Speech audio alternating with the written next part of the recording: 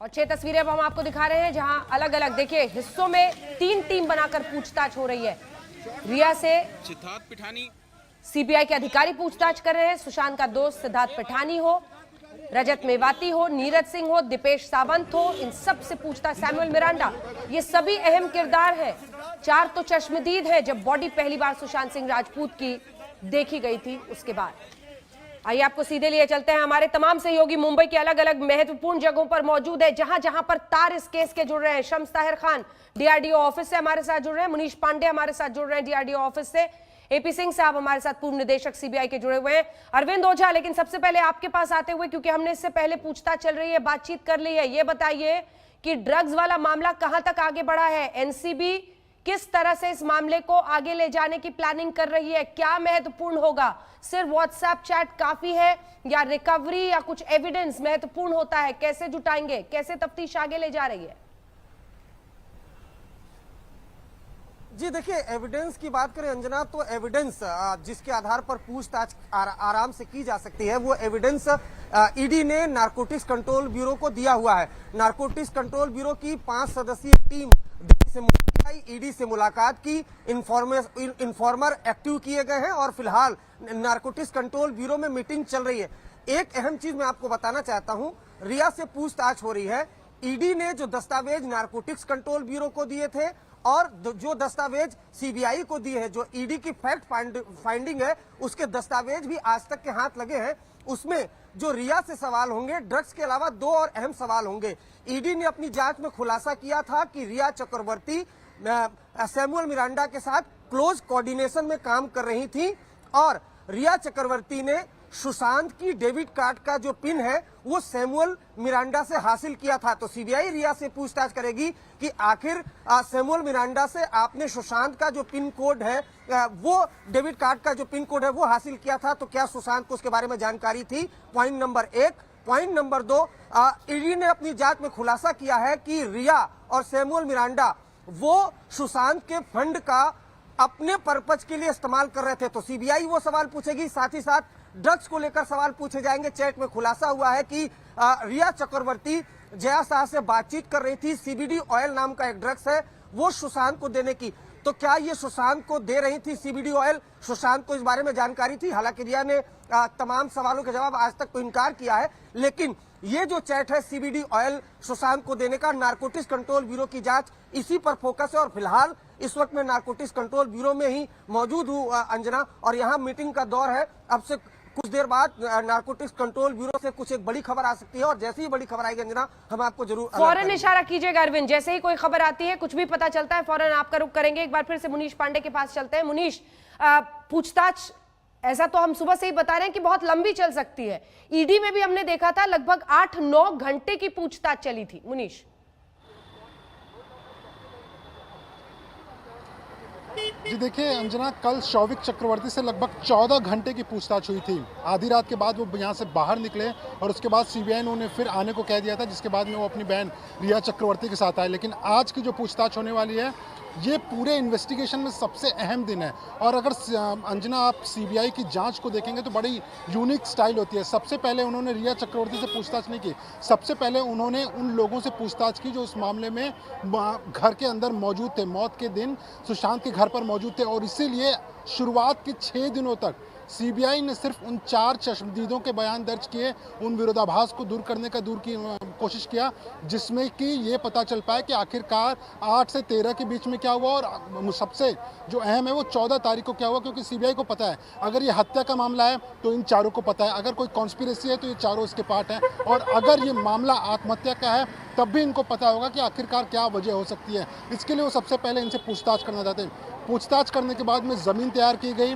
Questionnaire बनाया गया और क्वेश्चनेयर बनाने के बाद में आज सुबह 10 बजे रिया चक्रवर्ती को बुलाया गया था। थोड़ी देर से पहुंची, लेकिन पहुंच गई हैं और पूछताछ इस वक्त शुरू हो गई है। लेकिन सीबीआई ने जो सूत्र हमारे बता रहे हैं कि सबसे पहले जो शुरुआत की है पूछताछ की, वो की है 14 तारीख को लेकर कि 14 तारीख को आखिरकार उनको कैसे पता चला, क्या उनको इसके बारे में कोई जानकारी थी, क्या वो जो 4 शख्स थे मौत के पहले क्या उनसे कोई बात हुई थी रिया चक्रवर्ती की या नहीं, तो ये तमाम सवाल हैं। और उसके बाद सीधा जो सवाल है वो है सुशांत और रिया चक्रवर्ती के रिश्तों को लेकर, कब कैसे मुलाकात हुई, रिलेशनशिप कैसे आगे बढ़ा, कितनी बार झगड़े हुए और 8 तारीख को क्या हुआ था। तो शुरुआती दौर में तो इस पे ही सीबीआई का फोकस रहेगा, जिसमें कि आराम से कई घंटे निकल जाएंगे और उसके बाद में सीबीआई अगले पड़ाव पर अपने पहुंचेगी, जिसमें कि जो पैसे को लेन देन का मामला था वो होगा। क्योंकि इस मामले में डायरेक्ट एविडेंस नहीं है, जैसा कि शम्स भी पहले बता रहे थे, डायरेक्ट एविडेंस मिलना सीबीआई के लिए बहुत मुश्किल है।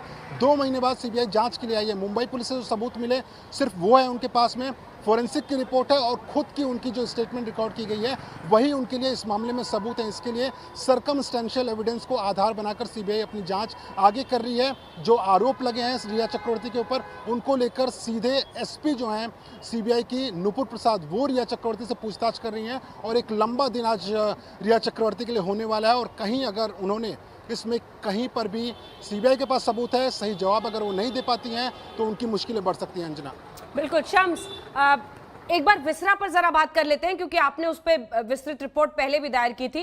क्या इस पर कुछ गो हेड हुआ है अभी से कि जो 20% विसरा है उसकी जांच यहाँ एम्स में होगी, शुरुआत हो गई है उस जांच की, वो कैसे आगे बढ़ रहा है? अंजना, जो मेरे पास खबर है एक, वो ये है कि एम्स डॉक्टर सुधीर गुप्ता की टीम को फॉरेंसिक एविडेंस, पोस्टमार्टम रिपोर्ट और विसरा रिपोर्ट लास्ट वीक ही भेज दी गई थी। उनसे कहा गया था आप इसको स्टडी करें, इसको देखें, पढ़ें और उसके बाद फिर आप अपनी रिपोर्ट देंगे। खबर ये है कि अब नारकोटिक्स से टीम कल पहुंची, सीबीआई पिछले 1 हफ्ते पहले पहुंची थी। एम्स की फॉरेंसिक टीम भी अब कभी भी मुंबई पहुंच सकती है, उन्होंने पूरी स्टडी कर ली है। जो मेरी खबर है वो ये भी है कि कूपर हॉस्पिटल के डॉक्टरों से ये कहा गया है कि आपसे के साथ पूछताछ होगी। कलीना फॉरेंसिक लैब के जो डायरेक्टर हैं उनको भी ये इन्फॉर्मेशन दी गई है, लेकिन अभी तक उस विसरा को दोबारा जांच करेंगे कि नहीं करेंगे ये डिसाइड नहीं हुआ। जो विसरा रिपोर्ट इनके पास पहुंची और जो पोस्टमार्टम रिपोर्ट है, पोस्टमार्टम रिपोर्ट के बारे में मेरे पास अभी खबर नहीं आई है, थोड़ी देर के बाद मिलेगी, मैं आपको जरूर बताऊंगा कि उन्होंने क्या पाया। लेकिन विसरा रिपोर्ट जो स्टडी की है, विसरा रिपोर्ट में आइदर नेगेटिव और पॉजिटिव, पेट की थैली में क्या जहर था, पॉइजन था, ड्रग्स था, और यहाँ चूंकि ड्रग्स का एंगल आ गया इसलिए 2-3 दिन से ज़्यादा इस पर बात हो रही है। तो उन्होंने ये पूरा फाइंडिंग चेक किया, लेकिन जो कलीना फॉरेंसिक लैब की रिपोर्ट विसरा की है उसमें निगेटिव लिखा हुआ है। जो निगेटिव का मतलब ये हुआ कि ना ड्रग्स है, ना पॉइजन है, ना कोई बेहोशी की दवा है। ये चीज़ें इस केस को अब कहाँ ले जाएंगी, क्योंकि बात ये हो रही है कि सुशांत सिंह भी ड्रग्स लेते थे। अगर वो ड्रग्स लेते थे, 3 सिगरेट की भी बात आ रही है, तो फिर उस विसरा रिपोर्ट में वो क्यों नहीं है, ये सारे सवाल हैं। और इसीलिए फॉरेंसिक टीम जो है एम्स की, वो अब मुंबई आने वाली है और बाकायदा उनके आने के बाद ये जो पूछताछ हो रही है अंजना, सबसे अहम होगा इसमें फॉरेंसिक एविडेंस। वो क्या मतलब अपनी राय देते हैं डॉक्टर सुधीर गुप्ता और उनके 3 डॉक्टरों की जो टीम है। पोस्टमार्टम रिपोर्ट को वो कितना सही मानते हैं, इस विसरा रिपोर्ट को कितना सही मानते हैं। पोस्टमार्टम रिपोर्ट में अब वो और कुछ कर नहीं सकते क्योंकि बॉडी है नहीं, तो आपको पोस्टमार्टम रिपोर्ट में डिपेंडेंट रहना पड़ेगा उसी कूपर हॉस्पिटल के रिपोर्ट पर। हाँ, कुछ सवाल जवाब उन 5 डॉक्टरों से किया जा सकता है। विसरा के साथ अच्छी खबर यह है कि अगर जरा सा भी डाउट होता है कि इसमें छेड़छाड़ की गई है, तो उस सैंपल को चाहे हैदराबाद के फॉरेंसिक लैब, दिल्ली के फॉरेंसिक लैब या कहीं भी, जैसे सुनंदा पुष्कर में तो पॉइजन के लिए अमेरिका तक भेज दिया गया था FBI के लैब में। तो ये विसरा 20% जो बचा हुआ, एक्चुअली विसरा जब आप सैंपल करते हैं तो उसमें ब्लड भी होता है, बाकी चीजें होती है। तो जब आप टेस्ट करते हैं तो आपको कुछ बचा कर इसलिए रखना होता है कि अगर कोर्ट में जब तक मामला गया और कोर्ट में उठा दिया किसी ने उंगली कि ये विसरा रिपोर्ट हमें डाउट है, तो आपको वो सैंपल देना पड़ेगा और फिर कोर्ट के आदेश पे वो जहां कहे वहां जांच करानी पड़ेगी। इसलिए हर ऐसे केस में जो अनएक्सपेक्टेड डेथ है जिसमें डाउट होता है, उसके विसरा सैंपल को बचा कर रखना कानूनन जरूरी होता है। बिल्कुल, आप सभी बने रहिए हमारे साथ, जैसे ही कोई भी जानकारी आती है फौरन हाथ उठाइएगा, हम आपका रुख करेंगे। लेकिन 8 जून पर क्या कहा है रिया चक्रवर्ती ने सीबीआई के सवालों के पहले आज तक के सवाल पर, आइए आपको सुनाते हैं। पूरे जून के महीने में वो अपनी बहनों से, अपने पिताजी से लगातार फोन पे बात करते रहे कि हाँ, मैं कूर्ग शिफ्ट होने का प्लान कर रहा हूँ, तो क्या आप में से कोई मेरे साथ आएंगे, मुझे हेल्प करेंगे। और कोई जवाब नहीं आ रहा था कि वो आएंगे या नहीं आएंगे। फाइनली 8 को जब उन्होंने मुझे बोला कि तुम घर जाओ ही जाओ, तो मैंने बोला मैं जाती हूँ, पर एक ही कंडीशन है मेरी कि आपकी बहन जो बॉम्बे में रहती हैं, गोरेगांव में रहती हैं, मीतू जी, वो आए, वो यहां होंगी तो मैं जाऊंगी। इनफैक्ट मैंने उन्हें बोला था कि अभी 12 बजे हैं, कितने बजे आएंगी मीतू जी, तभी मैं जाऊंगी, जब वो बिल्डिंग के नीचे होंगी। उन्होंने कहा नहीं, वो 1-2 घंटे में आने वाली है, आपको उनके आने से पहले जाना होगा। और हाँ, मेरे और उनके परिवार के रिश्ते कुछ खास नहीं थे। दे वर स्ट्रेन्ड फ्रॉम इंसेप्शन। शुरुआत से काफ़ी तकलीफें थी। उनकी फैमिली को मैं अब तो जायज़ ही क्लियर ही हो गया कि बिल्कुल भी पसंद नहीं हूँ। मेरी ऐसी स्ट्रॉन्ग इमोशंस ना थे ना है उनके लिए।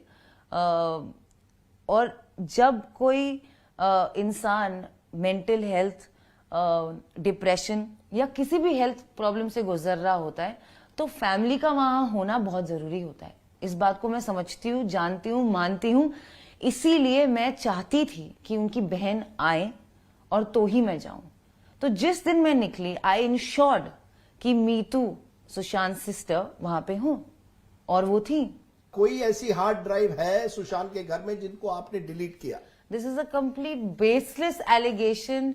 There is no hard drive that I am aware of. There is no person, कोई घर में आके कुछ नहीं हुआ है जब तक मैं थी।